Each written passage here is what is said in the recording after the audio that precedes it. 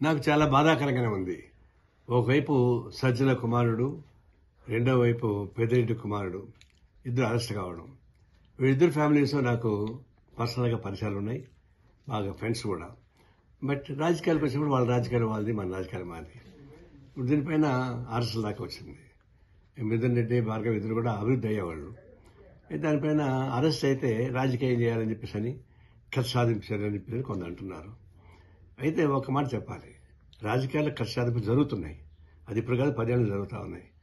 అయితే మద్యం కుంభకోణం పైన ఎప్పుడైతే బ్రాండ్ షాపులు మొత్తం మార్చేసి, లేబుల్ మార్చేసి, వాళ్ళ సొంత బ్రాండ్లు పెట్టుకొని అన్ని షాపుల్లో కూడా డిజిటల్ పేమెంట్ కాకుండా క్యాష్ పేమెంట్ పెట్టారు.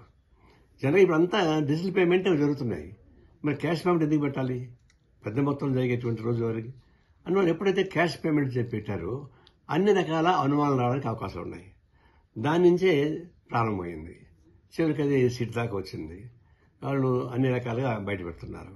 అందువల్ల ప్రభుత్వం తీసుకున్న పాలసీలో లోపం ఏంటంటే క్యాష్ పెట్టడం ద్వారా అవినీతి జరిగిందని చెప్పడానికి ఆస్కారాలు ఉన్నాయి. ఎంత జరిగింది ఏంటి ఎంక్వైరీ తెలుస్తుంది.